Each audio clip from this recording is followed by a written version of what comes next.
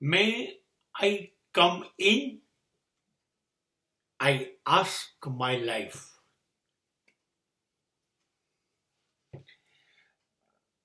મેં મારી જિંદગીને પૂછ્યું,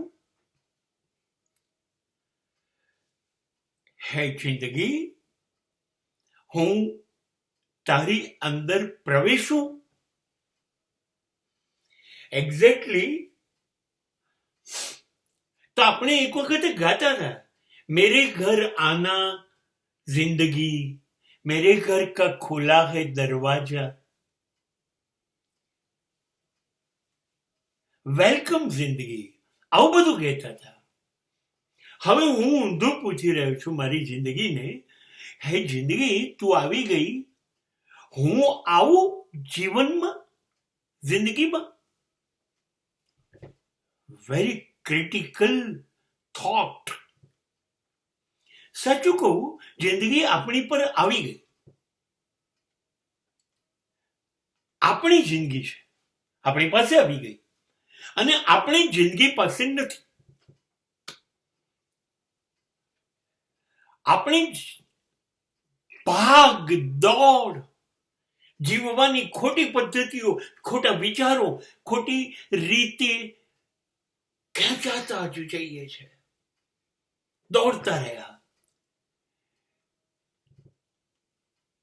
તમે જેને જોશો એ દોડતો જ છે. માણસને સ્થિર નથી થવું, હલ્યા કરે છે. જિંદગી ગાયબ થઈ જાય છે. જિંદગી માટે આપણે ઊભા નથી રહ્યા. જિંદગી આવી છે તોય એને કશું કર્યા વગર ચાલતું જ નથી. તમે કશું કર્યા વગર, કશું બોલ્યા વગર, કશું વિચાર્યા વગર રહી શકતા જ નથી. પ્રયત્ન કરી જુઓ. તમે કઈ પણ બકવાસ વસ્તુ કરી કાઢશો, તમે ભંગાર વાતો કરવાનું શરૂ કરી દેશો,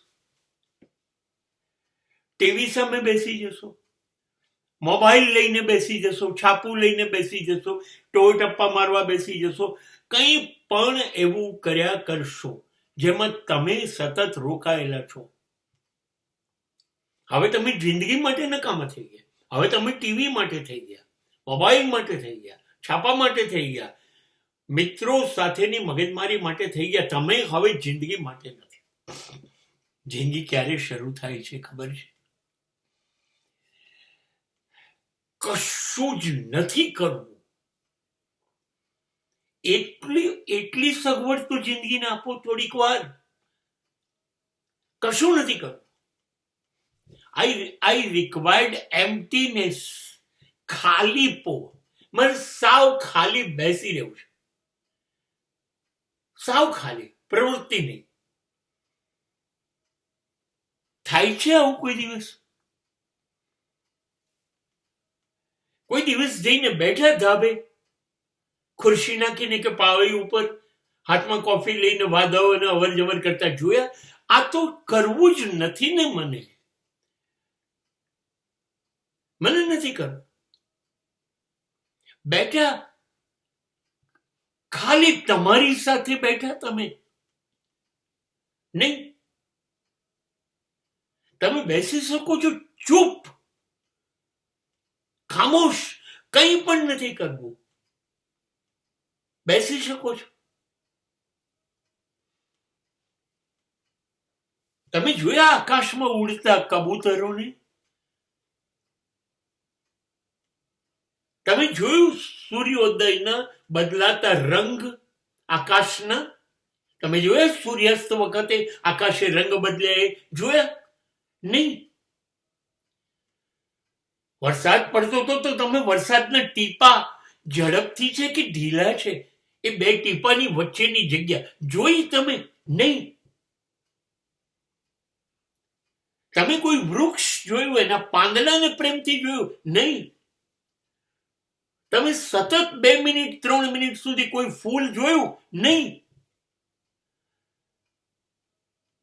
અચ્છા, તો આ બધા માટે તમે ક્યાં છો? જે એકદમ ઇમ્પોર્ટન્ટ કામ છે જિંદગીના, સૌથી મહત્વના, જે માત્ર તમે છો એમાં, તમારા માટે. It is a beauty of life.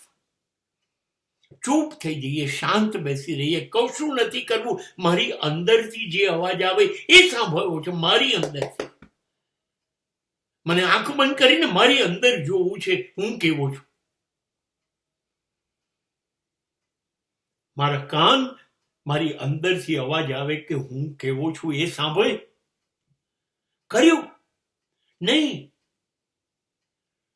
મારી અંદર ઘૂસી ગયા જે શ્વાસ, એની જોડે હું ઘૂસ્યો. જોયા મેં કે કેવી રીતે જાય છે. છાતી સુધી જાય છે કે ડૂંટી સુધી જાય છે? જોયું ના. રોકી જોયું અંદર શ્વાસને? ના. બહાર ફેંકી દીધા? જોયું ના. અરે શ્વાસ તો જીવન છે, એ બંધ થાય એ મિનિટે બંધ થઈ જશે જિંદગી. તો શ્વાસને નથી જોતા તમે? તમે જોયું કે તમે રોજ કેટલું ખોટું કર્યું, કેટલું સાચું કર્યું, એવું બેસીને શાંતિથી વિચારીએ કર્યું? નહીં. તમારા માટે સમય જ નથી. તમે થોડાક તો ખાલી થાઓ, મોકળાશ આપો જિંદગીને. ચલ યાર, આપણે 2 જણા બેસીએ, ત્રીજું કોઈ ના જોઈએ. તમને ખબર છે આ જ જિંદગીનો મકસદ છે. આ મકસદ છે. તમે દરિયાના મોજા કિનારે બેસીને ગણ્યા કરો, તમે છીપલા વીણ્યા કરો, તમે નદીની લહેરો ઊંચી નીચી થાય એમાં પાણીમાં પગ બોઈને બેસી રહો. કર્યું આવું? વાદળના ગડગડાટ સાંભળે? સેકન્ડો માટે નીકળતી વીજળીની ચમકને જોઈ? નહીં. કોઈ કારણ વગર અંધારામાં રાતના તારાઓ જોયા? નહીં.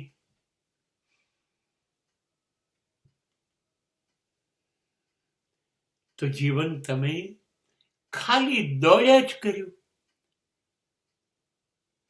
વેડફ્યા જ કર્યું. માલિક એ નહીં પૂછે તારા કેટલા ફ્લેટ છે, કેટલી ગાડીઓ છે, કેટલી ફિક્સ ડિપોઝિટ છે પાછા જશો ત્યારે, કેમ કે એ તો જોડે લઈને જ નહીં જવાય. તમારા માટે તમારી પાસે સમય નથી. You need emptiness. તમારી અંદર ખાલી જગ્યા થાય, કશું નહીં, તો પરમાત્મા એની કૃપા અંદર ઉતારે ને. પણ તમારો તો પ્યાલો કાયમ ભરેલો ભરેલો જ છે. હવે પરમાત્મા કેવી રીતે ઉતારે એની કૃપા? ખાલી થાવ, ખાલી થાવ, મોકળા થાવ, હળવા થાવ, ચૂપ થાવ.